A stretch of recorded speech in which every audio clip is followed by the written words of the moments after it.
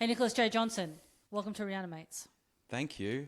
Can you say it again, but can you stress the word mates this time so that it's like we're friends? I know that because it's like, because that was, I've been saying the podcast name is Reanimates. Yeah. Can you say it like that for me? Okay. Nicholas J. Johnson, welcome to Reanimates. Yeah. That makes it sound like we're friends of Rihanna. That doesn't work. Oh, if only I was friends with Rihanna. I'd love to be friends with Rihanna. To be honest, though, look, I don't know Rihanna. I don't know her taste. I don't think she's very familiar with the oeuvre of Jeffrey Combs. Do you know what? I'm not going to judge her before I know the truth because I'm always surprised by celebrities and what they're actually into. So you think that when she's finished, like, smoking huge blunts with billionaires and lazing out by the pool in Ibiza, you think that she goes home and watches 80s horror splatter classics? No. Yeah. No, I think she's into Star Trek. I think she's into Star Trek in a big way. Okay, and I think she knows. That's her in with him. Yeah. So she's a super fan as well. She doesn't even know he's in horror. She's just like, I love Wei-Yun. Yeah. He's my favorite. Yeah. That's it. Yeah. She's got, have you seen her tattoo? She's got like all of his characters. Then like a superhero, kind of like a superhero poster. Yeah. You know, with all the different faces. It's like all down one side and like of her body. They have to like, before she does gigs, they've got to like put a lot of makeup on it. For listeners who aren't familiar, Nicholas J. Johnson is, amongst other things, a magician. Yes. I was going to say a magic guy, but that just sounds like a descriptor. He's a magic man. Yes. Like that song. Magic Man. Mm-hmm. Yep. No, Freebird. Yeah, I'm not really a physical media guy, but I have, like, if you name a con artist movie, I have it on DVD in my collection of con artist movies. I've got them all. Do you have the Rebel Wilson remake of Dirty Rotten Scoundrels? Yes, I do. Yuck. And you know what? I haven't actually seen it, but it's fine. I was a completionist, so I got it. Speaking of movies that are fine, today we're doing another animated one, a surprisingly recent animated one. I didn't realize until I watched this how recent it was. It's only from 2023. Batman, The Doom That Came to Gotham. Listeners will know, and if you're not a listener, it will become very quickly apparent. I'm not like a big superhero guy. I'm not really into it generally. I'm also not even less into animated superhero stuff. Watching the ones I've watched in the past for this podcast and then watching this one, I do get a little bit lost in the lore, and I do generally not find these as interesting. I will say this one had some pretty good stuff in it that I didn't mind, but I just have no barometer for whether that's good or not. Like, I don't know if me saying, oh, the animation's really quite good, and then someone else, you know, who's more familiar with the stuff goes, actually, it's terrible compared to, you know, all the really good ones. So, yeah, I have no frame of reference, really. I just know what I like. Do you have do you have more of a frame of reference than I do? Yes. Okay, good. I do. Based on what you said. I was a little worried because I have a frame of reference. Do you know, like when you learn a little bit about a topic and you think you're an expert? Mm-hmm. And then you learn, like, there's a sort of a certain amount where you suddenly go, oh no, I don't actually know very much about this topic at all. Yeah. So I know enough about Batman and comics to sort of have a conversation, but also to know that I don't know enough. And anytime I say something, there is someone somewhere who's going to pop up and go, well, let me just remind you that in Detective Comics issue 24, that Batman, you know, did punch himself in the cock, you know, like that's... Is that what DC stands for? Detective Comics, yeah. Wow, I'm learning new things every day. I watched a video recently of someone going around like Comic-Con and it was like a quiz, and they were asking people, what does DC stand for? And it took them about 15, 20 people before someone knew it stood for Detective Comics. So that's so insufferable, though, to walk around a Comic-Con and being like quiz people on their knowledge, though. I think, yeah, it was. And I thought it was like, hey, do you want to do a little quiz, you know, like for fun and, you know, win a little prize. It feels very, I mean, I haven't seen the video, but it feels very, you know, if you're wearing a Rolling Stones shirt and someone comes up and says, name 3 Rolling Stones songs or something. Yeah. You're going to say name 3 Rolling Stones. Yeah, a little bit of that vibe. Yeah. Sometimes though, it's just a bit of a conversation starter, and also once you get to like the fifth person who doesn't know, you realize that that piece of knowledge that I thought everyone knew is actually not common knowledge. But also, like, I think when it comes to comics in general, there's so many of them, and the lore is so deep, and there are so many different versions of different universes and different, there are 8 different Robins, like it's 8 different characters called Robin, and to know all of them, to know their history is, unrealistic. There's a lot, and I have no interest in becoming more well-informed about it. So I'm just going based on, I'm going on the knowledge of whatever I learn in this episode. Great. And I'll probably immediately forget it. Good. But so this film is, time-wise, it's set in the 1920s, which means that Batman's parents have been killed in 1908 in this instance. So this one is co-directed by Christopher Berkeley and Sam Liu. I don't know if those names mean anything to you animation people. And the screenplay is by Jace Ritchie. Do with that information what you will. So we open on sort of like a icy landscape, a ship in an icy landscape. I'm not entirely sure where they are exactly. Somewhere cold.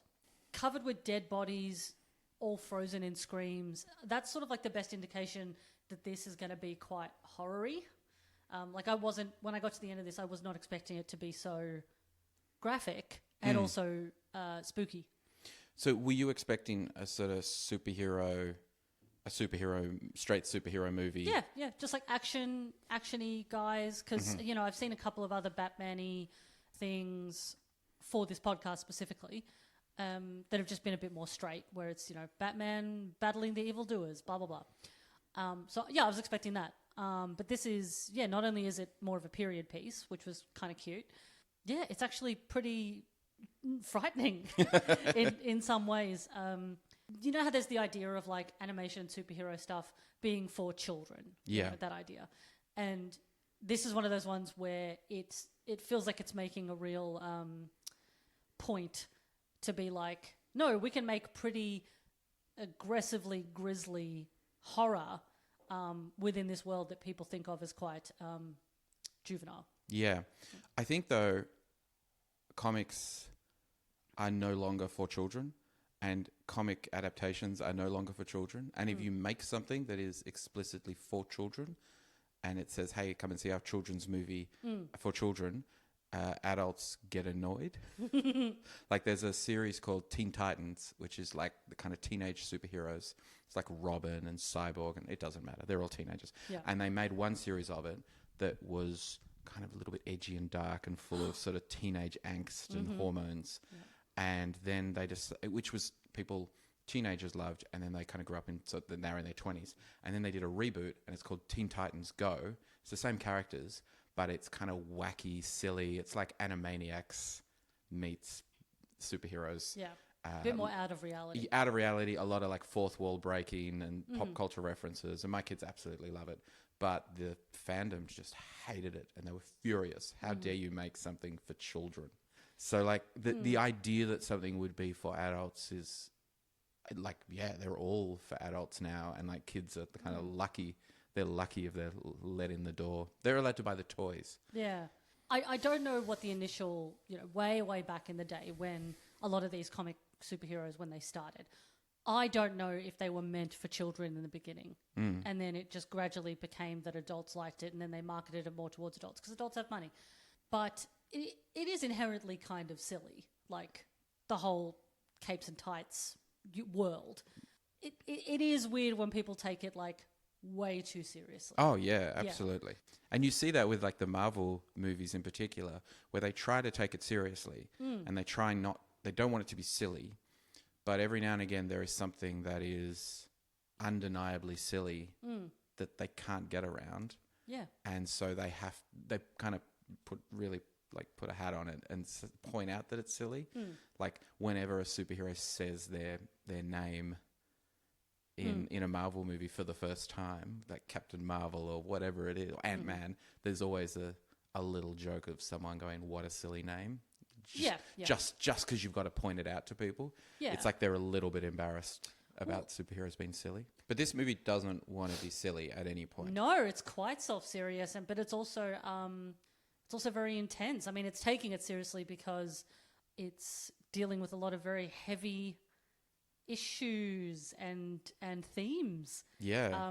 I mean, it's Lovecraftian. This is the Lovecraftian Batman. When people say Lovecraftian Batman, this is the one they mean. It's so Lovecraft, and just one of those things where I'm like, of course, Jeffrey Combs is in it then. Yes. If it's Lovecraft Batman, then Jeffrey is naturally in it. Even though I will say, as a warning, dear listener, Jeff is barely in this fucking thing. No, but he's very good at his bit. He's always good. But yeah, I was hoping he'd be in it a little bit more. Like previous ones I've seen, where he plays the question. He's in it a bit more. But we'll get to Jaco. Okay. Bruce Wayne, who I am going to probably just refer to as Batman in this, he is sort of scavenging this ship, which turns out to be Oswald Cobblepot's ship, who is... the Penguin. His body is missing, and he's... Like, we hear some of the Penguin's manifesto from the ship. Some sort of insanity and or monster has taken over the ship, and everyone's dead, and, the first mate, his body is missing. Bruce Wayne is voiced by David John Tolley, who had the same role in 2021's Batman, Soul of the Dragon. Penguin is voiced by William Salyers, probably best known as Rigby from Regular Show. Oh, right. Yeah. Okay.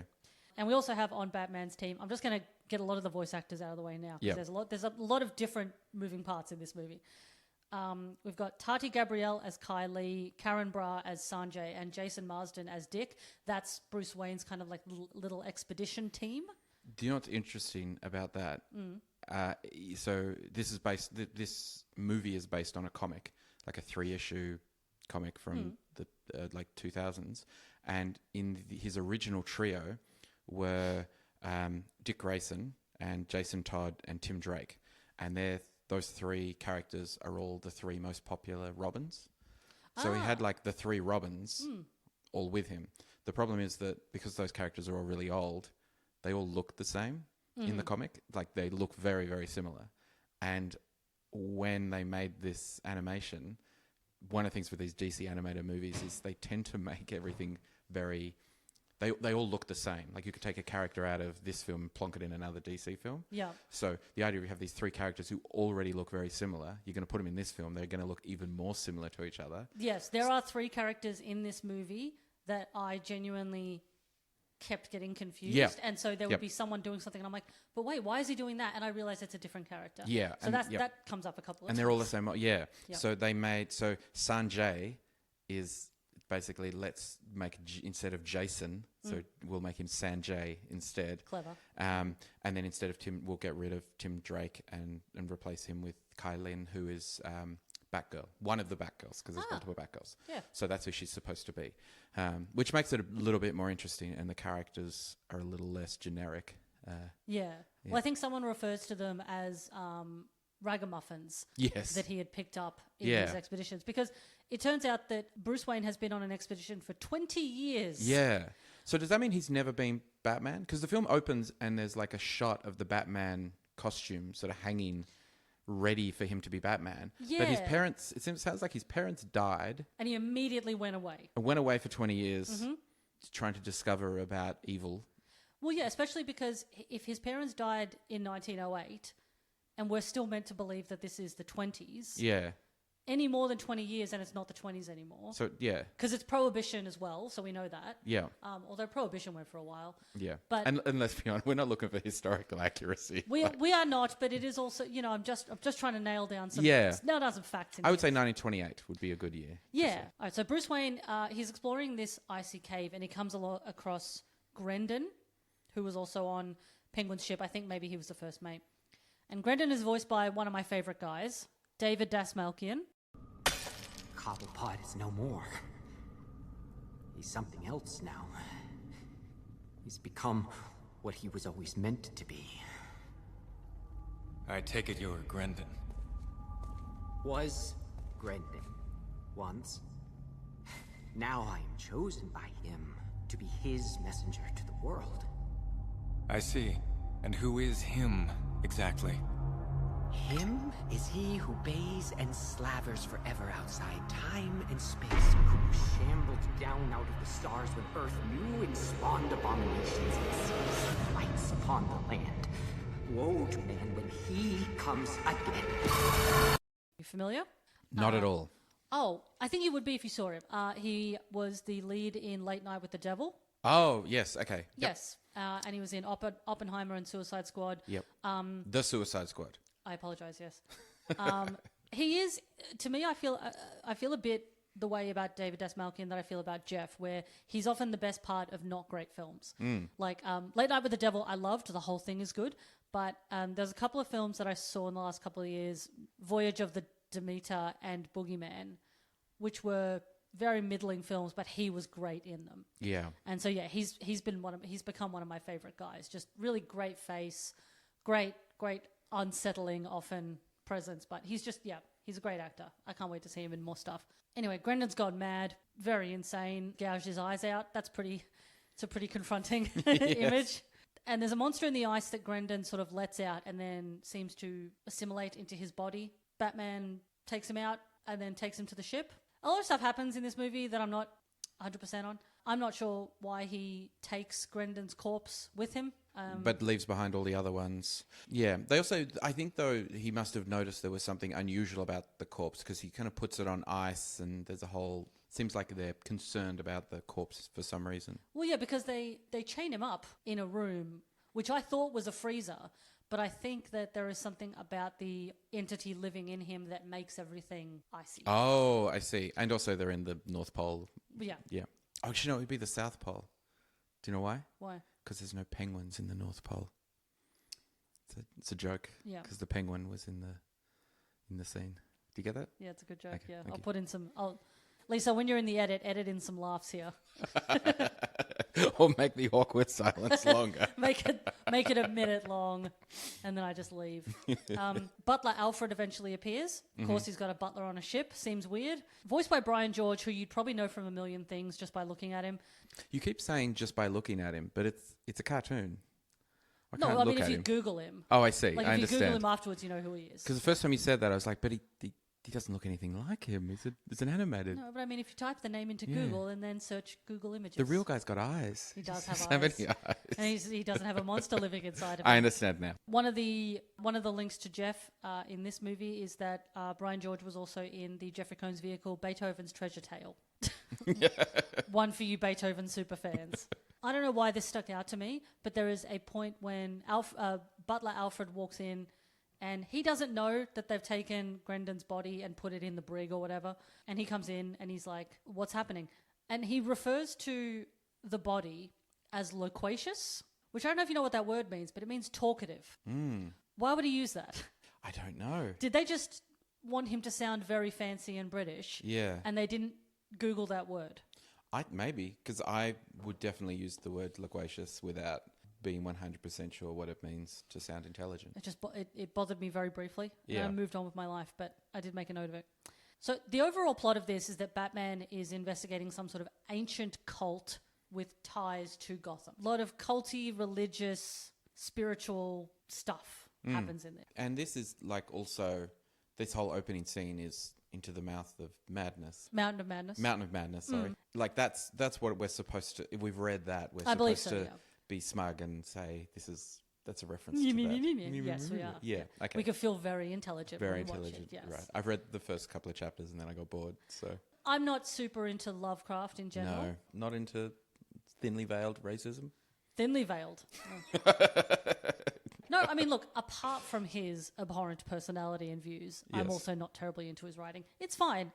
We have the essential flashback to the Wayne parents' murder. Obviously, you got to have that. It's implied here that the Waynes are killed because of the aforementioned culty links that Thomas Wayne might have had. More on that later. When they finally do go back to Wayne Manor, someone has been taking care of it while he's been gone. I don't entirely know what, in this iteration specifically, I don't know what the Wayne fortune is. I mean, is it usually pretty vague, where it's just like they're just rich, but it's not clear why or how? It's only really ever explained why they're rich if it's not good.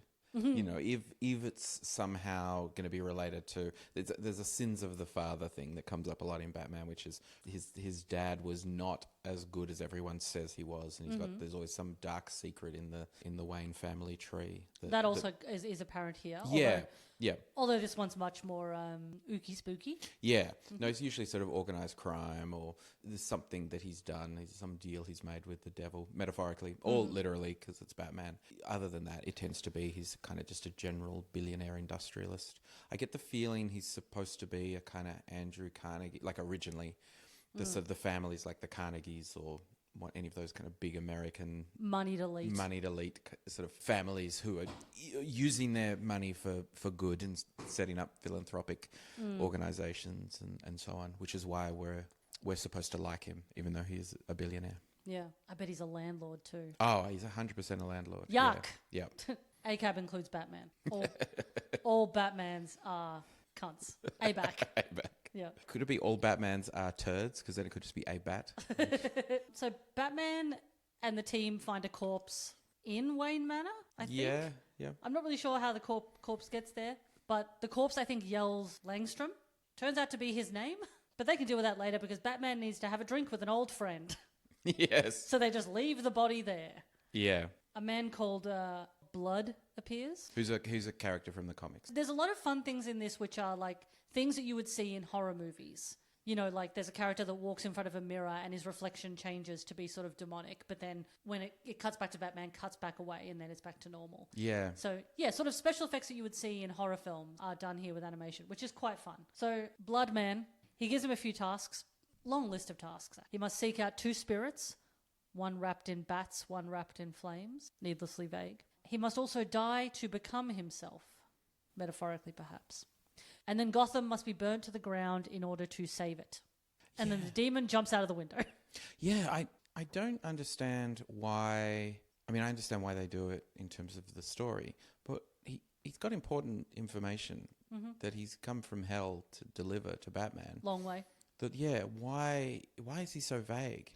Why can't he just lay it out for him if he's going to give him these tasks that he has to do? Why does it have to be wrapped up in? It's not an escape room. Like it's stakes are high. Life or death. It's saving an entire city. Although as it becomes apparent, it's not really clear what the badness would be that happened. So Batman and a couple of his team have dinner with Oliver Queen, a sort of gentleman hunter adventurer type. He's been around for a while, Oliver Queen. Yeah. He's a little bit camp. Yes. You know, he wears like silk robes. He's got a lovely big mustache. He drinks a lot of sherry. He does. Yeah.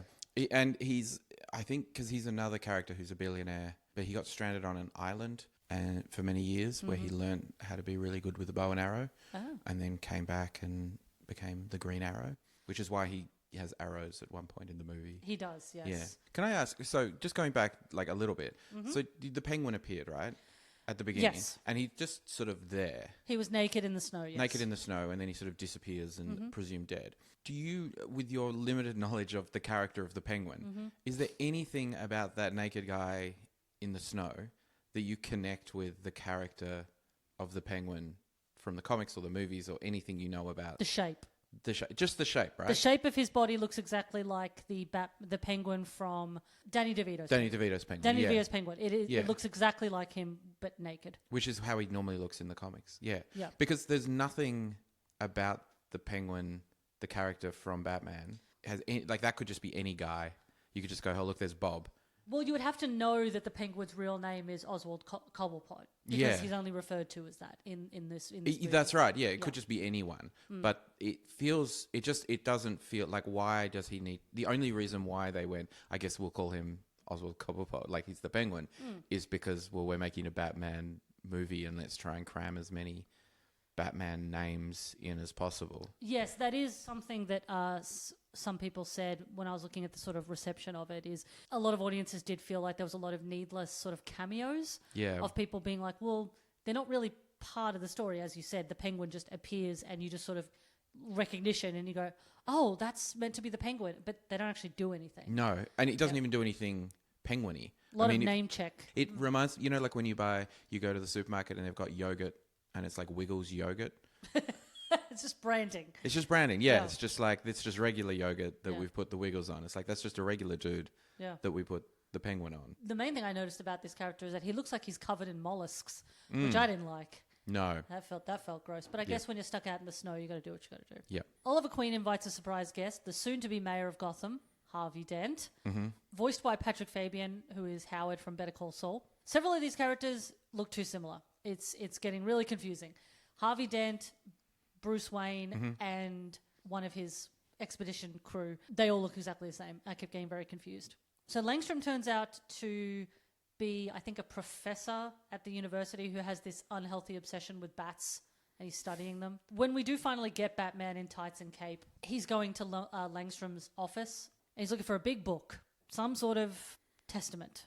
Yeah. We do eventually get the sort of story of Langstrom, which is how we first and only pretty much get Jeffrey Combs. This is what he sounds like in this. If you're reading this, I, Dr. Kirk Langstrom, am dead. Thankfully, for a great doom is coming to this world. Though you will think me mad, believe me if you can. The bats speak to me.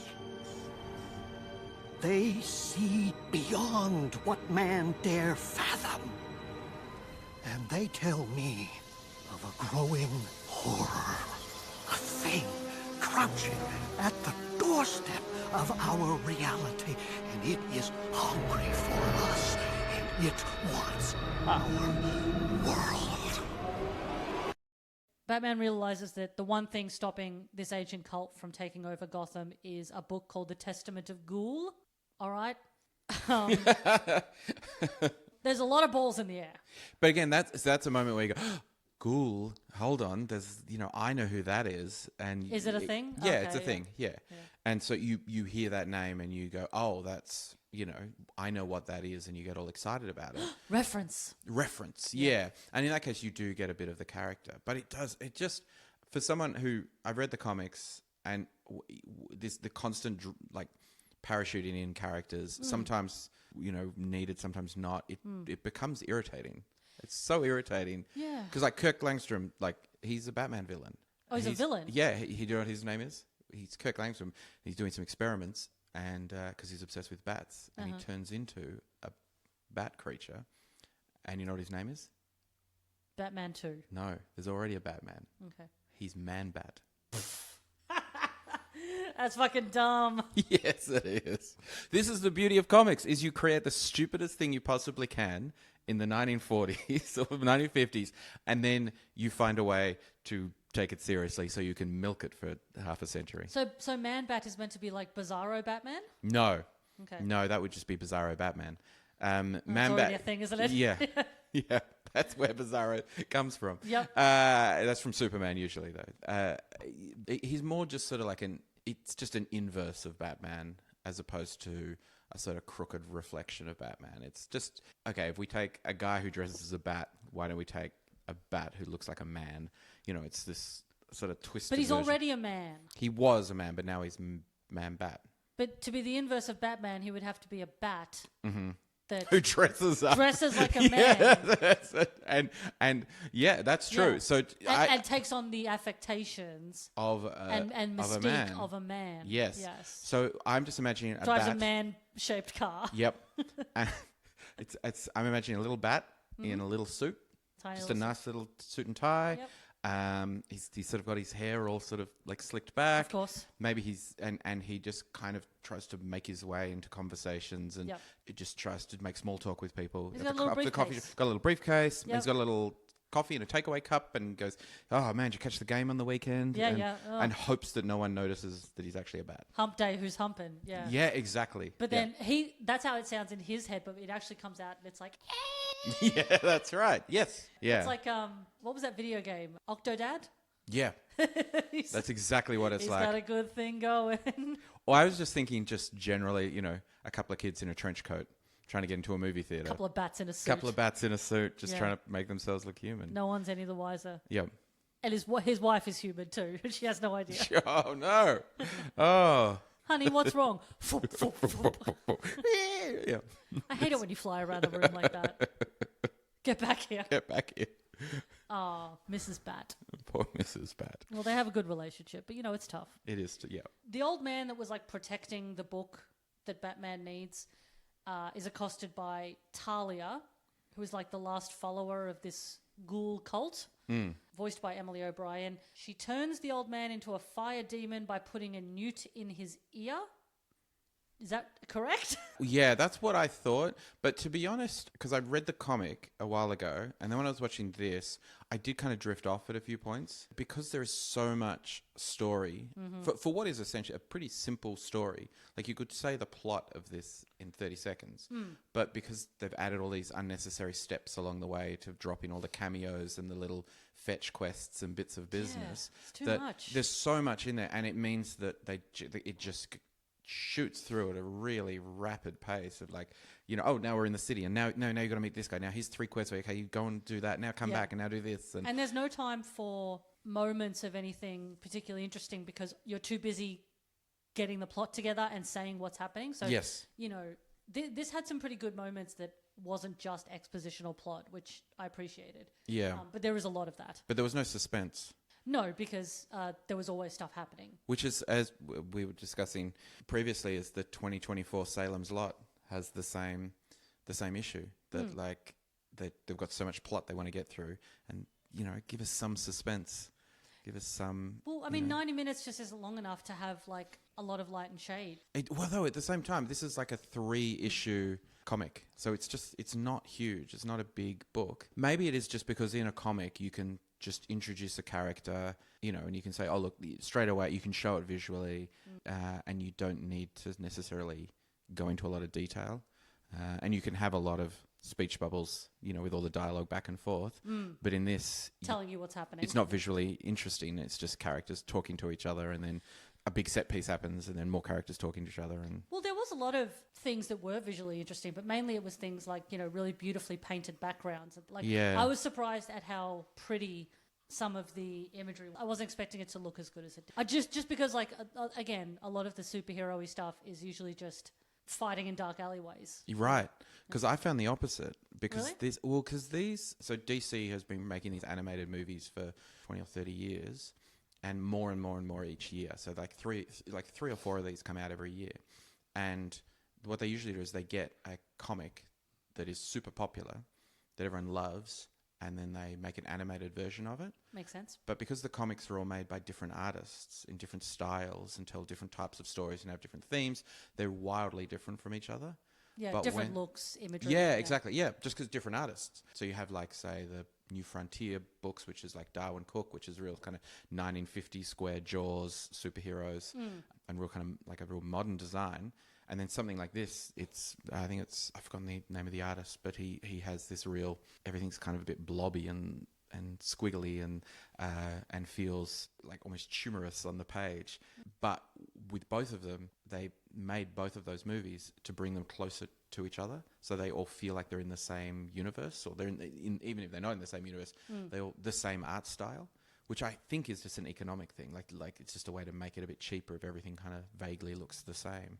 Yeah, see, I felt like a lot of the characters looked very square jaw 1950s, but I thought that it just had some very pretty like landscapes, backgrounds, things like that. Like some of it just, it looked almost like, like those sort of old hand drawn comics from, or rather animations, from earlier on.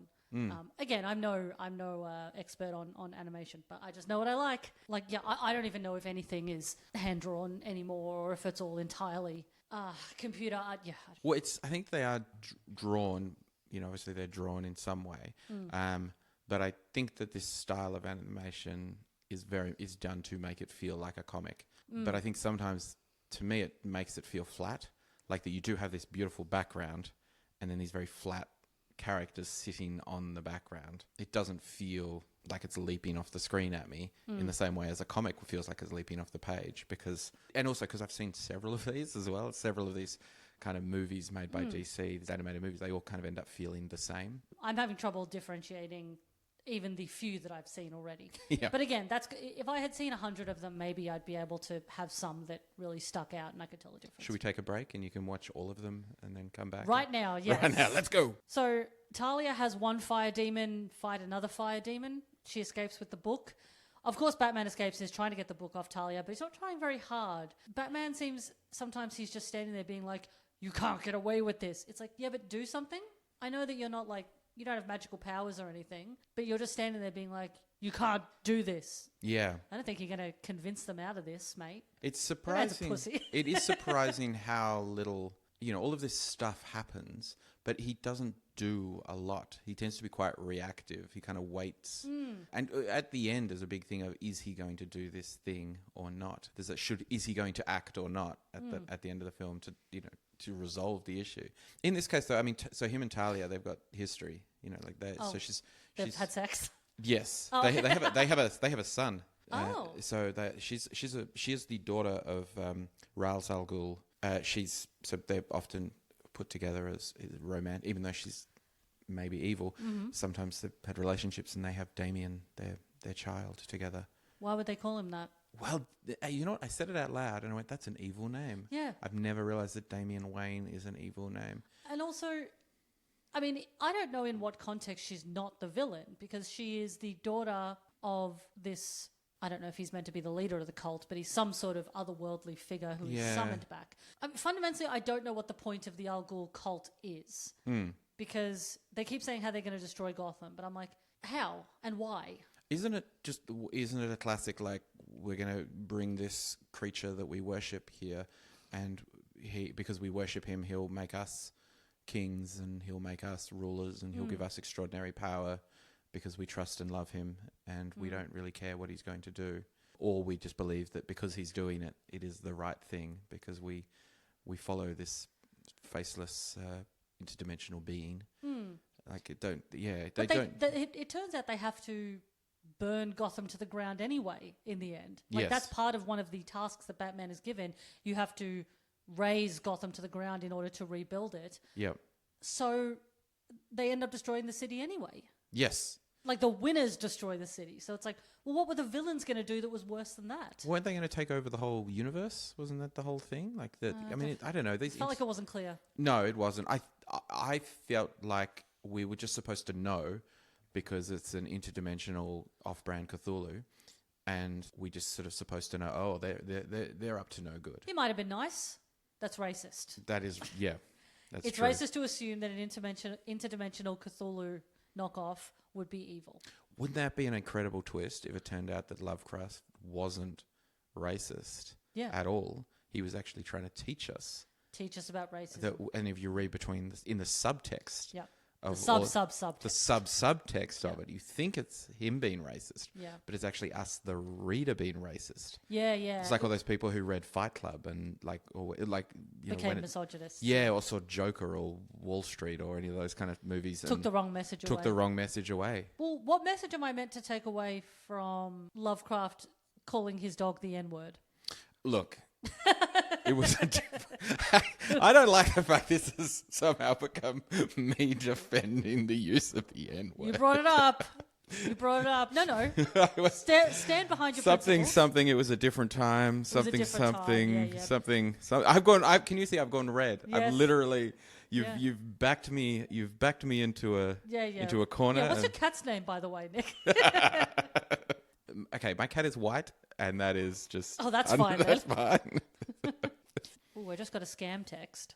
Oh, really? My son says, "Hey, Dad, my phone fell in some water and now it's damaged. I have a new number. It's blank. Please text me as soon as you get this." Oh no. Wow, What I if- didn't realize that I had changed genders and also had a child old enough to have a phone. Yeah. That's When did that happen? Did I that don't happen know. while I was here? Yes. Ta-da! Magic. Oh, magic! It's an illusion. That would make a great. I like the idea of like a horror movie where like the sort of scam text, but it's somehow changing your reality. So like you get a text like that saying, "Hey, Dad," And I become a dad? and you try and ignore it, but it becomes increasingly more real Oh no! until reality itself gets changed, and your refusal to accept the fact that you are a middle-aged dude with a teenage child who's lost their phone in a puddle just no. drives you slowly insane. I just have to accept my new reality. And send the money. Yep. All right, so Kylie and Oliver Queen and what I thought was Batman, but I think now turns out to be Grayson, I think, Dick Grayson, yeah. Yeah, Dick Grayson, yeah, the other lackey. They go back to the ship where Brendan is still chained up, and Sanjay has been just like keeping an eye on him this whole time. Seems irresponsible. Yep. And there's icebergs all in the bay, which is why I thought that he was sort of creating the ice. Yes, you're right. No, that because there's a bit where the cop is like, isn't it still June? Yeah. Giving this film the benefit of the doubt. Is the problem maybe that neither of us were as fully invested in this film as we should have been and we just weren't paying attention? I was watching it. Mm-hmm. Well, I don't know. I mean, I don't know how much prior knowledge you need to have had. Not a lot. No, this could have not been a Batman story. Like you could have just changed everything.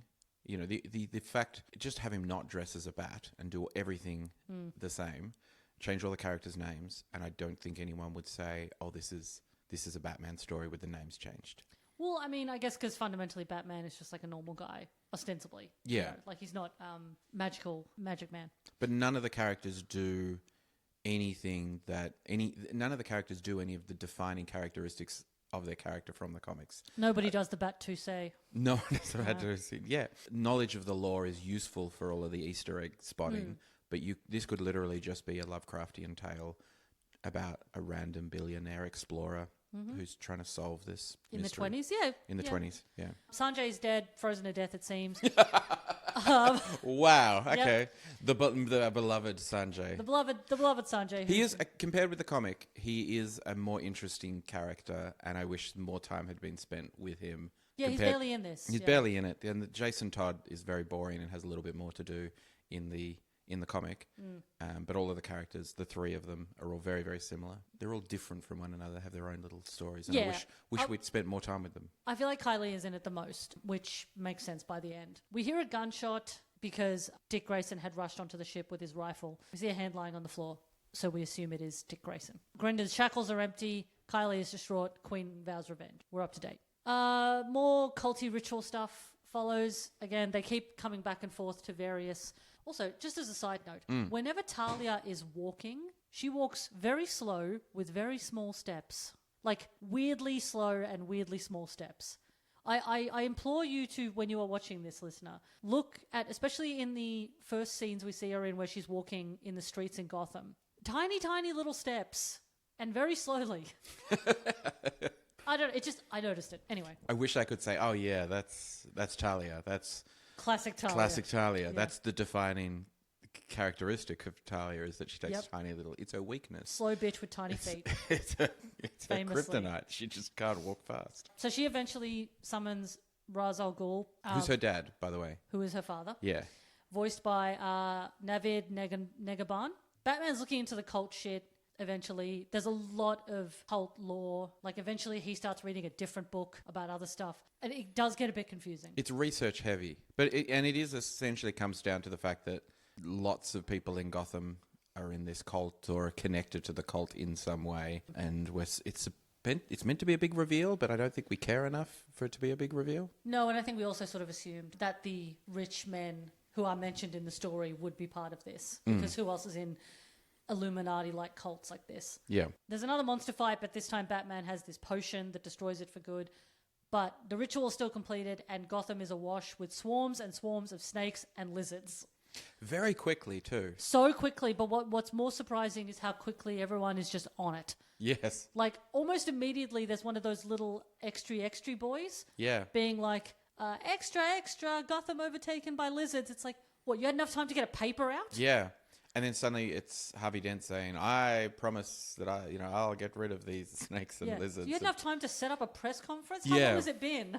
And that's the problem with the movie, is that it will suddenly make these massive leaps of time in 20 seconds. It sounds like the snakes have been around for a while by the time he's making that big announcement. At least a few hours. Batman is sort of in this like fluoro goo that's beneath the city. The critter that lived inside Grendon comes out and becomes a hot lady, which I think is meant to be Poison Ivy. I think so too, because Yes. I saw that Poison Ivy is in the credits, but Yeah, I wasn't... and Harvey Dent makes a joke, or what I now realise must be a joke. So the hot lady goes to talk to Harvey Dent, and she very slightly touches his hand and sort of rubs something into his hand. And that's when Harvey Dent becomes like Two-Face. Yeah, yeah. And there is a joke where the doctor says, asks him what's wrong, and he says, I think it's poison ivy. So she's described as plant creature / mysterious woman. So maybe it's not technically poison ivy, but it's an Easter egg and we don't really care enough. Point is, she wanted to take down the new mayor,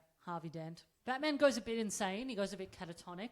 Starts talking about doom. He's talking to Langstrom's desiccated corpse in the Batcave or the wine cellar. Oliver Queen eventually starts dressing as what kind of looks like a Knight Templar. Yeah. Yeah, it's a bit dramatic. But it turns out that Oliver's dad was the one that killed Batman's parents because he had to take down the evil that was coming. Oliver sees himself as he's going to be the savior because this is like his blood right, and that's why he dresses as the knight, and he's got the special arrows that are going to save the day. And yes, he has these special arrows that I think he says they are stained with the blood of Saint Stephen, I think. So they're special arrows. There is a lot of biblical shit in this movie. Yeah. Although I will say, something they keep saying is the phrase, the sins of the father are to be heaped upon the children. So I kept thinking that was from that book, the Bible. Because in one, like it's said a few times, and then in one scene Batman says it and Kylie repeats some other Bible verses to him. But when I actually went and looked it up, there is a lot of that sentiment in the Bible. I mean, look, the Bible is a bit hypocritical at times. Shocking. Mm-hmm. Some of it is children have to pay for their father's sins. Some of it isn't. It goes back and forth a bit. The Bible's like that. But the actual phrase is from Merchant of Venice. Yeah. So the sins of the father are to be laid upon the children. That's from Merchant of Venice. I couldn't really work out what they were trying to do. Like, is it religious? Because there is also a phrase where I think Thomas Wayne tells Bruce he has to take communion, which again, weird phrase to use if you don't mean it in a religious sense. You know, there is another little Easter egg which I think is more for horror fans potentially, where the doctor that Harvey Dent goes to see is a Dr. West. Yeah. Ha ha ha. I mean, this is like full of Lovecraftian references, and Batman, Batman in general is full of Lovecraftian references as well. Like Arkham Asylum there's a character. Yeah, Arkham, Massachusetts. Massachusetts. And so this, Jeremiah Arkham, who is the founder of Arkham Asylum, is named after that. And so that there's before this even came out. Yeah, Lovecraft and Batman have always had a bit of a link. There's a lot of overlap, especially because I think there's a lot of Lovecraftian stuff that isn't necessarily. Like the imagery isn't as horror-y. You can kind of interchange it with other things, like faceless monsters. You can sort of make them whatever you want. Yeah. And also there are some things in Lovecraft that just don't have like a monster at all. It's like, bad vibes. Has Lovecraft ever been successfully adapted in any way directly? Because there aren't very many Lovecraft movies. Have you heard of Reanimator 1985? Yeah. I'm familiar with Reanimator. But even that is a pretty loose adaptation. Look... of the book. Okay, yeah. So the fundamentals of Herbert West Reanimator are there. I think that's all you need. Look, I think famously it is very hard to adapt Lovecraft accurately, which is why everything is always inspired by. Yeah. Yeah. It's always Lovecraftian. What makes it hard to adapt? Because there are lots of cosmic horrors. There are lots of Lovecraft, there are Cthulhu-type monsters appearing in things. And yet Lovecraft himself... Like is very hard to adapt. I think it's because it's kind of boring. Yeah, a lot of the times. Again, I'm not super fan of his writing. I haven't read a huge amount, not like other people. The one I think I've read most recently or most regularly was Herbert West Reanimator. Mm-hmm. And again, it's when I look at what they did with the film, I'm like, oh, they made it so much more vibrant and interesting and fun. I mean, the core is there. The core is interesting, but it's dry. Yeah. It's drier than you think a cosmic horror story is going to be, which is why things are always a good jumping off. The thing I'm always most surprised about with Lovecraft adaptations is that they're made very sexy. I'm always surprised when anything Lovecraft is made sexy because he famously hated sex. Yes. And women, but also sex. And his stories are very sexless. So it is very funny that people take that from Lovecraft of like various like erotic body horror. Yeah. Is it maybe that he tends to be writing about fear itself? He's writing about the experience of fear as opposed to writing a bunch of scary stuff? Yeah, there's a lot of concepts in there as opposed to things happening. Yeah. So the monster from another dimension is not actually as scary as the fear and the idea of the unknown and the idea of cosmic indifference. You know, the universe doesn't care about you. He's trying to sort of express that fear that the universe doesn't give a shit about you, and he doesn't actually care that much about giant tentacle monsters so much as that fear that he has of not mattering or Italians or whatever it is. Both equally terrifying. Both equally, yes. Whatever, I'm a speck. Whatever the other happens to be. Whatever the other happens to be. Whether that's the notion of heaven and hell, or whether that's brown people. Yeah. You know? Okay. Yeah. I'm just always. I'm always very interested in the things people do with Lovecraft because they make it so much more exciting than it is on the page. Like, I'm pretty sure the inspiration for Castle Freak. I don't know. What is Castle Freak? That is a Stuart Gordon, Jeffrey Combs, Barbara Crampton vehicle. Oh. One of the greats. Okay. That was sort of based on very, very, very short Lovecraft story of what becomes one scene in Castle Freak, which is a monster who finally sees himself in the mirror. And that's the whole story. And that somehow gets fleshed out into how did the monster get there and why does he still live in the house and who goes to live in the house. And that's how the whole movie comes about. Yeah, okay. Yeah, he's an ideas man, I guess. Yeah. And remember, a huge racist. And also a racist. Yeah. And we're not. We're not. We're good. We're good people. So Batman goes to see Barbara Gordon, a noted spiritualist. Am I meant to know who this is? Yes. Okay, who is it? So Barbara Gordon is Commissioner Gordon's daughter. Yes. She was. She played Batgirl. Another Batgirl? Another Batgirl. Okay. Yeah. And she was introduced as Batgirl in the Batgirl. This is my Batgirl trivia. Mm-hmm. So the character of Batgirl was introduced the idea. So they had of a love interest for a Robin in the 1960s TV series. Makes sense. And Catwoman was going to be the love interest for Batman. Mm-hmm. And they Double date. Yep. And do you know why it was so important to give them both love interests? So that people didn't think they were gay. Yes. Mm-hmm. Because they were, two bachelors living together, and it was already camp. Yeah. They thought this is not helping. Let's just make very, very clear that they are a couple of straight dudes. Oh yeah, straight as hell. Yeah, so Batgirl. Yeah, like Herbert and Dan, exactly. Yeah. So she was introduced to the series to make sure that people didn't think Batman was gay. She's a beard, essentially. Great. So important to the story. Yeah. But because I could never believe that a Batman could be gay. I could believe a man has an affinity for bats. I can't believe a man with affinity for bats could be gay. Could be gay. That's right. That's beyond the realm of Lovecraftian possibility to me. Yeah. So she got, and she famously got shot by the Joker in the spine. Rude. And was put into a wheelchair. Then started introducing other Batgirls. I think there might have been other Batgirls before Barbara Gordon. Doesn't matter. So they introduced other people could be Batgirl, including Cassandra Khan. And Barbara Gordon was in a wheelchair for a long time. Mm-hmm. And so she then became the character of the Oracle because she was in the wheelchair all the time. She could focus on all the detective stuff. And I think they introduced that character maybe in the 90s when, like when the movie The Net came out. So she would sit behind big walls of computers and tell people, tell Batman all the information he needed. Yeah, I was going to say, because that doesn't really happen here because it's the 1920s. That's right, yes. Yeah. So she was the Oracle. But then her back got fixed and then she went back to being Batgirl for a while. So in this, she's in a wheelchair and I think she's blind. Is that why she can't see? She has sunglasses on. The thing I couldn't work out is she has this speaker attached to her wheelchair that she seems to speak through. You can still hear her voice. Yes. So she can speak. Yeah. But it's also coming out of this megaphone thing on her wheelchair. I could not understand what that was for. No, I couldn't understand either. Yeah. I thought there was going to be some explanation, but there wasn't. Yeah, because it wasn't as if her mouth was moving and the voice was only coming out of the speaker. It was coming out of both. Yeah. Yeah. Well, maybe it's just to make her voice louder because she couldn't talk very loud or something. I'm not sure. Didn't seem that quiet. Yeah. Yeah. Anyway. Very confusing, but regardless. But she's now literally an oracle. Yes. As opposed to just figuratively. Yeah, I believe Kylie says that she read about her in like Spiritualist Monthly magazine or something. So Batman needs to speak to a demon from hell. And so Barbara channels this demon, who turns out to be his dad, who was in hell. That's unfortunate to find out. Yes. Thomas Wayne gives him his whole backstory, which was he was actually born in 1508 and he was one of the first like pilgrims or colonialists to come to America, and that he and Cobblepot, who would become the Penguin, and Oliver Queen's father and Langstrom's father, they were all in this like tiny settlement and that it was doing very badly.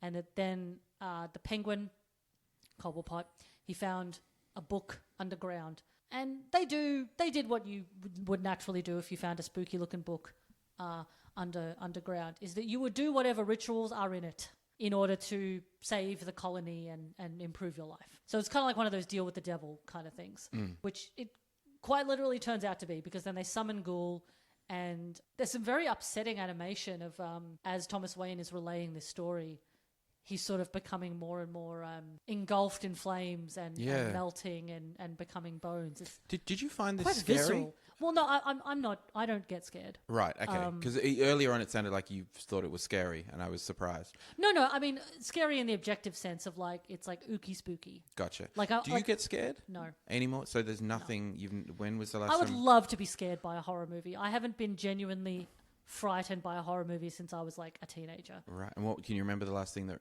genuinely frightened you? I mean, the last thing that I remember was probably like the first horror movie that I remember really freaking me out was Blair Witch Project, when I saw it when I was a kid. Yeah.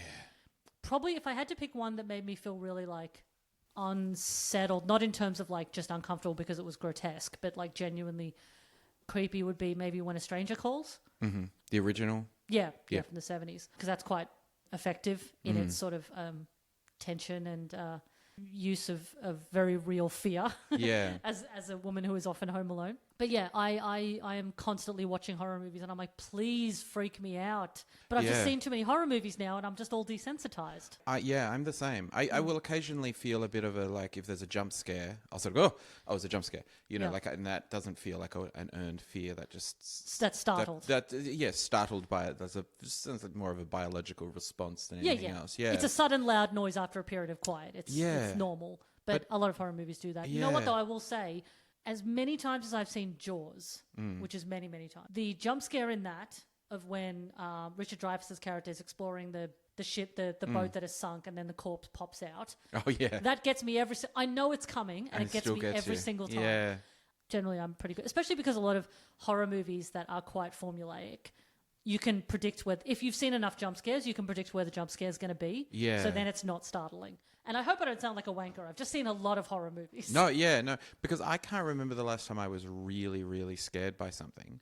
But I do find, particularly since having kids, I find myself getting a bit anxious about things, which I thought was fear. And then I realized, no, that's just... anxiety. That's just making you feel anxious because it's not a fear response. It's just that's tapping into something that makes you feel uncomfortable or something you don't want to think about.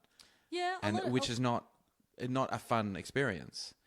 Do you know, like to have... Well, it's just discomfort, I suppose. Yeah, it's just... Exactly, yeah. It's just sort of psychological discomfort as opposed to the haunted house fear or just the, oh my God, that was the sort of more horrific... The films that are a bit of... You come out feeling a bit shaken, like The Mist or something like that, where you come out feeling like you've been kind of smacked in the face as opposed to being on a bit of a roller coaster ride.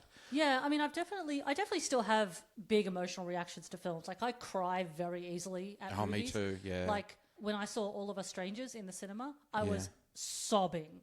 Like, I was like ugly crying in the cinema. Thankfully, there was no one else in the cinema. You know, I'm more likely to feel uncomfortable. But a lot of Australian horror films are quite grim. Yeah. Without being scary necessarily. Yes. So the two films that I have most felt like walking out, I've never walked out of a film, but the two films that I've most wanted to walk out of in discomfort or sort of disgust have both been Australian. It's just something I guess some filmmakers like to do, which is just like, I don't know, long sort of gratuitously long scenes of like sexual violence usually. Oh, yeah. When you look at, say, 70s horror, and it was those kind of exploitation type movies, their goal was to shock you in some way, to get some sort of response from you. And so things like I Spit on Your Grave and that kind of stuff, they're not really trying to be scary. They're trying to just get a reaction from you. Yeah. And I think a lot of Australian horror films latched onto that. In a much more depressing way. Though. Yeah. I mean, look, I still love like big horror movies that make you like scream in surprise. Yeah, or the excitement or the fun of... Yeah. Yeah, I mean, I think I'm at a point of I want to see creative... I can't believe you just did that, is where I'm at, I think, with horror films. Yeah. The my love of Piranha 3D and the Final Destination films. Yes. That kind of, I can't believe you did that. Yeah. Type horror, which is not that scary. Shock without disgust is very pleasant. Disgust, I feel, is not disgust at what's happening on screen, but disgust at the filmmakers. Do you know, like, it's sort of like, say, Piranha 3D, because it's still in my head. There's a bit where a girl gets her hair caught in the propeller of a speedboat, and then the guy's trying to get away in the speedboat, and he doesn't care that the girl's got her hair tangled in it, and she's screaming, and he pulls and it starts, and her face gets ripped off. Disgusting. Yes. But hilarious and gross and scary, a little tiny, not even scary, just like, I can't believe you did that. Like, yuck. But the slow lingering on, as you said, sexual violence in other things, I'm not just, it's a different sort of, it's not, that was gross. Yeah. It's because to the filmmakers, you want to say, what do you think you're achieving with this? Yeah. I totally understand. Like, I'm not against using sexual violence in films because sometimes they're integral to a plot, unfortunately, if you have horrible villains. Or one of the films that I am referring to with that is The Nightingale, which is about colonial Australia. Is as in that's one you walked out of, or is that? I didn't walk out, but I wanted to. Yeah. Yes. I didn't even walk out of Grimsby. That says so much about who I am as a person. But that's again rock hard principles. That's a film where the disgust moves from being at the film to like, well, why are you doing like why? That disgust is about cinema in general. Yes. When I saw Grimsby, I was in woe about the entire state of culture. Because I've got the litmus test is just compare it to the grimmest film of all, to a Serbian film, which is the most horrifying. Like that is the ultimate in disgusted with the filmmaker. Yeah, I don't know. Have you seen Grimsby? Sorry. Or Grimsby, and the filmmakers are quite open in that.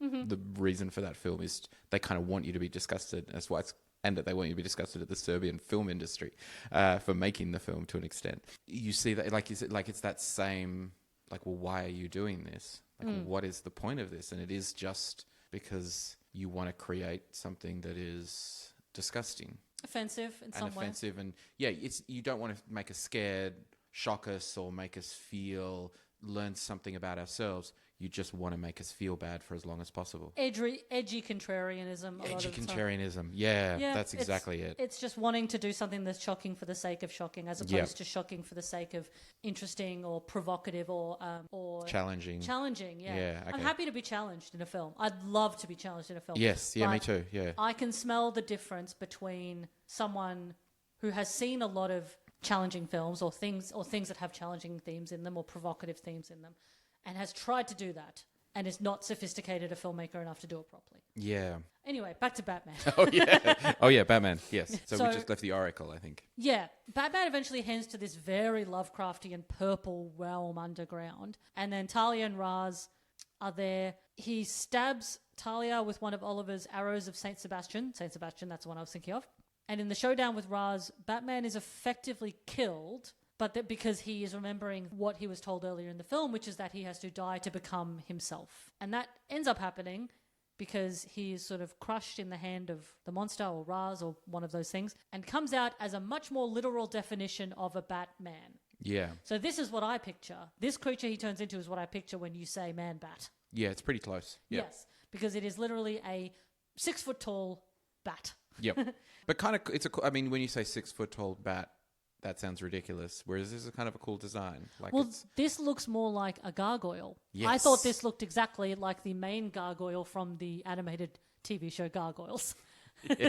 I'll have to put up a side by side. He ends up having to take down Raz, and there's a pretty cool and very ambitious animation of the monsters that they've summoned from the orb, attempt to sort of take over and get its tendrils into everything. Then Batman releases the good demon that we met earlier. He releases it from this little jar that looks exactly like the bottle of Britney Spears' fantasy perfume. It does too. And then that demon, I think, takes down the monster, and then Gotham is burnt to the ground, and everyone's running and screaming. It's actually quite affecting. Batman flees, and you're meant to assume that he's, just gone to protect himself. It then cuts to, I don't know how far in the future. It feels like a few days or weeks later. It has to have been months away, because we see parts of Gotham are just burning down. But then when we cut to the next scene, it looks more like Gotham is fine again and all the buildings are fine. And I don't know if it's Harvey Dent. No, it's not Harvey Dent because he's dead. Because he was fucked. But did we mention that Harvey Dent turns into a literal portal? a portal. Yeah. Remember Harvey Dent, he has to sort of travel through a gateway, and Harvey Dent is lying on the ground, and the kind of thing that has taken over half his body. Yeah, he's half like mutated. Yeah, and that half mutation thing has now turned into a literal gate. Oh my God. A literal gateway.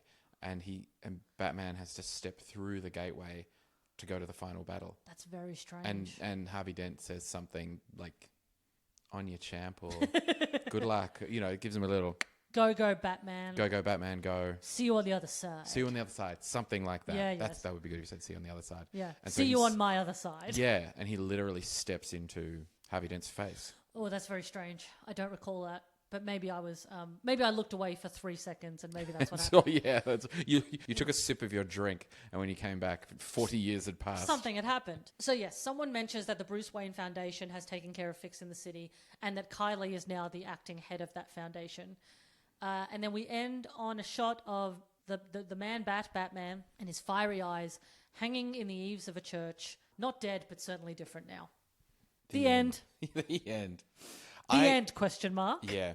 The Wayne Foundation it's the Control Z of Batman comics, because whenever Batman is responsible for the destruction of a city or ruins someone's life or kills a bunch of people with children, there'll always be a little thing. Oh, and the Wayne Foundation came and got all of the children home. Yeah, they fixed it. They fixed everything because the Wayne Foundation has endless money, and it always annoys me a little that because of his Wealth. Seemingly infinite wealth, whatever Batman does can just be undone by the Wayne Foundation. It's kind of like a Hunter Biden.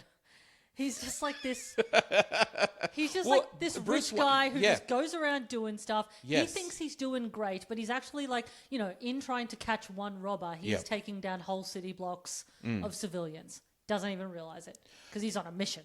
And so Bruce Wayne is always presented as like a billionaire playboy who's a bit of an idiot and is wasting his parents' money, and that's just a facade to hide the fact he's actually Batman. So Hunter Biden is very much like Bruce Wayne, just without the Batman. Yep. Totally works. And do we also think that Bruce Wayne / Batman does a lot of cocaine?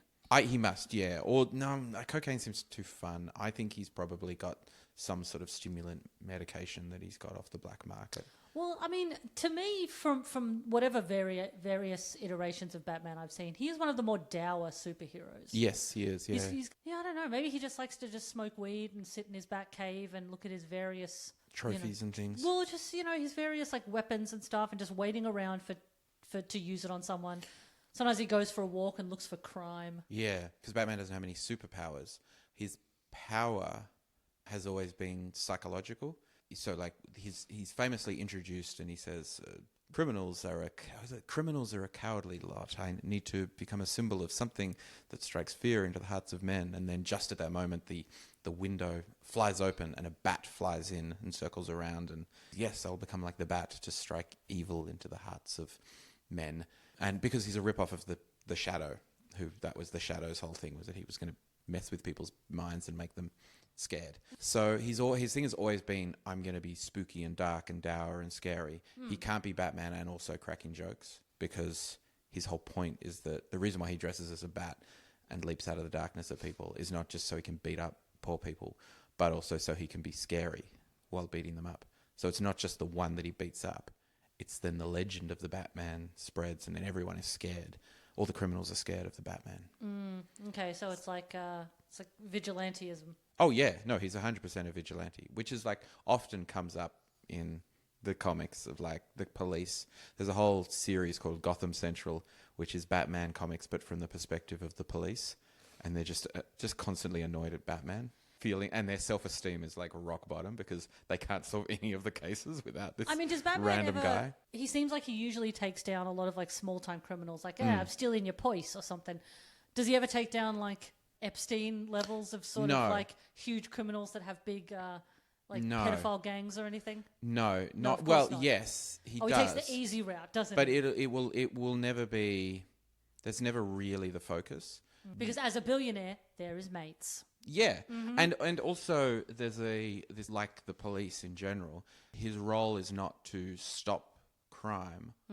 he never really addresses the causes of crime. Even through the Wayne Foundation, it's always like repairing damage or finding homes for orphans. Yeah. There's a little bit of education funding in there, but it's very much like, here are some problems, I'm going to throw money at it and solve this problem. But he never looks at the structural inequalities beneath the problems. No. He just wants to punch people in the face. Yeah. And the reason for that is not like that he's a conservative mouthpiece, or that Batman is they're trying to make some sort of political point. It's not like Ayn Randian sort of like No. thing. But it's because it's not interesting to have a billionaire spend their money to address structural inequality. No, you wouldn't have a whole comic book doing that. No, you want him to be punching people in the face. And also, if he solves the problems, then the comic ends. Yeah. It only works because Gotham City is a hellhole. It's a shithole, yeah. He's shithole. And Batman doesn't kill in general. Sometimes he does. But, the whole thing is Batman doesn't kill people. So he captures all these bad guys and then sends them to Arkham Asylum, and then they escape. And the cycle continues. Because it's entertaining. So Batman is the one who decides which criminals need to be struck with his fear. Yes. Who is he to decide? Exactly. Who is he to decide what is right and wrong? Well, that's right, yeah. And it's the same as, I would compare Batman a lot to, say, the Bill and Melinda Gates Foundation. In the sense of, you say, wow, look at all this money being spent on all this incredible stuff. Yeah, you must be good people. And then you look and say, wait a minute, but aren't you investing in... why you're spending all this money on climate change, but you're also investing in these companies that are some of the largest contributors to climate change. And hold on, all this money you've put into education, gee, why are all the teachers complaining that you don't actually understand the issues that are facing teachers? And wait, is this just what they personally have noticed is interesting to them? Well, it sounds good. It looks good on a piece of paper if you say you donated X amount of money to education. Yeah, and even if they've got the best intentions at heart, they are literally just two people who are looking at what they think the money should be spent on and throwing money at that thing. And which is what Batman is doing. He's just saying, these are the criminals that I want to fight. This is how I want to solve this problem. And he doesn't solve the problems. They just continue because he's maintaining the status quo. Yeah, I wonder if Batman's parents hadn't been cruelly murdered, I wonder if he would have maybe just like got a job or something. Yeah, maybe. Become just like a stock market bro or something. Yeah. Finance bro. He would have just been incredibly rich, but ultimately kind of boring. I reckon he would have been like a sort of, Tiffany Trump. Oh, you don't think he would be out in public? I think he would be, but I don't think he would be driven enough to really do very much. I think he'd just kind of float around, maybe get a law degree, he wouldn't, particularly if, like in this, his father is pure evil. So when Batman says, I will become the Bat, or whatever he says, how old is he roughly? Is that immediately after his parents die, or is that sometime later? Well... Because he's young when his parents die. He's like 12 he's like 10 or something, yeah. So if he's saying, I want to strike fear into the hearts of the baddies when he's 10... No. Then he gets to 20 and he's like, no, that was stupid. I'm just going to get a he does that job. much later. Okay. It's a bit like Jesus, like Jesus... the 18 years disappear, or 12 years or whatever disappears from the Bible? Yes. Yeah, he's suddenly 30. A similar sort of thing happens with this, where parents die and then he's like, what am I going to do? I don't know. And then later on... And then he's suddenly 25 or whatever. He's suddenly, 25, and then decides to go off and learn how to be... learn how to fight crime. Yeah, that's true. There was probably a lot of years in there where he was just like fobbing around at art school or trying out different positions on different boards of directors, and then he decides to slum it as a caped crusader. Yes. I feel like it's something that he unlocked in therapy. Like he went to therapy and did some mindfulness exercises. I just want to help people. Yeah. And then just the psychologist did a number on him. Well, yeah, that's Batman the Doom that came to Gotham. Can I ask you my Coombs questions? Combs, yes. Combs, damn it. When it comes to casting him in things, do you think that there are casting directors who say, we're making this Lovecraftian thing and we want everyone to think that it's Lovecraftian, ticked all these boxes, I know, let's put Jeffrey in, and then everyone will know that it's Lovecraftian? Like it's like a little sort of sign, a signal? I think it used to be a lot more back when he had done a whole bunch of Lovecraft films all in the same sort of era. Like it was Reanimator and then From Beyond and then Castle Freak, and there's like a couple of other things here and there. This is sort of a combination of that and the fact that in the last 20 years or so he's done a lot more voice work, and the fact that he has done a lot of stuff with DC. So it's kind of a combination of that. I imagine they still would have got him in anyway, even if this wasn't as Lovecraftian, because he has been other Batman characters. But I think that they just thought, we need a voice for this character who doesn't do a huge amount. I don't know if this character appears in a lot of other Batman things. Again, he's not hugely popular, but he's around, yeah. They wanted this character for this bit of plot device, and they thought, let's pop in a name that is synonymous with Lovecraft and people like him in other Batman stuff. Yeah. Like, people really like him as the Question, especially. So yeah, I think it was a combination of both. But I think he used to get the Lovecraft thing a lot more back in the 80s and 90s because of like both Reanimator movies between 85 and 90. I think it was a combination of different things, but I think that that's wearing off a little bit more now because it's like, well, you know, over the last 40 years, you know, he's done it a lot. You know, he might be a bit sick of it. Potentially. Yeah, and also the fact that now he's obviously doing a lot more voice work. Naturally a good fit. Do you think, are his characters in general supposed to be taken seriously? Because when I think of him in particularly the things that he's most well known for, there's always like an underlying element of camp in what he's doing. Yeah, I think that's just him. So does he know that? Yes, I think so, because he has a theatrical background, so as in a stage background. Right. Yes. So he's doing stage acting. Well, he was in the early days, like Reanimate, like Herbert West is very theatre. He has talked about how the voice that he does for Herbert West is very theatrical because he wanted him to sound very like snooty. Yeah. So he's playing to the back of the room with Herbert West. Yeah. But I think that wore off a little bit as he did more film and TV over the years, and he, you know, brings it down a little bit more because it's TV. You don't need to play to the back of the room. But I think that's just also his natural style. He's a very big, slightly, I wouldn't say eccentric, but he's just an interesting performer. He puts things in there that don't necessarily need to be there, but you wouldn't have thought to put it in there. But he does, and then you think that is good. But I think he's also just, you know, he has a sort of, especially in his early days, he has an element of, I don't even know if it's campness, but he's fun and interesting. And because he's like a small, dainty man, I think that comes across a little bit camp.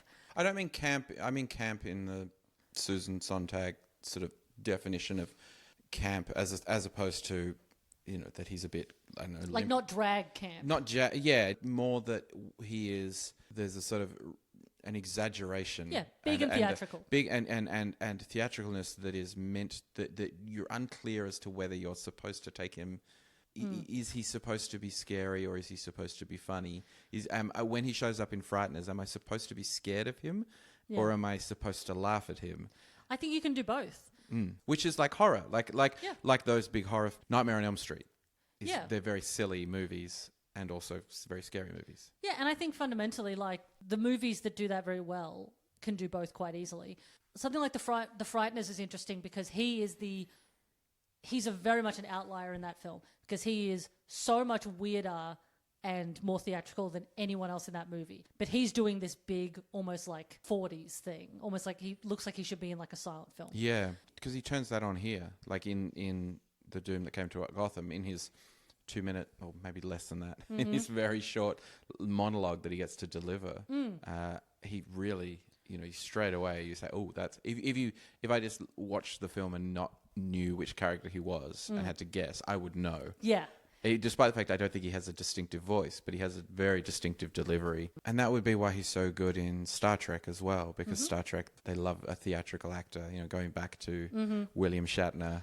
Chewing like if you want to chew the scenery, Star Trek is a great place to do it. Well, one of the things that he talks about in a lot of his characters is that you have to be particularly big in the acting because of how much prosthetic and makeup you have on. Oh, yeah. And so you can't do a lot of like very subtle facial expressions, for instance, because you've got all this shit on your face. Yeah. And so you need to perform it in a big way so that people know that there's a character under there. Well, anything to plug, Nick?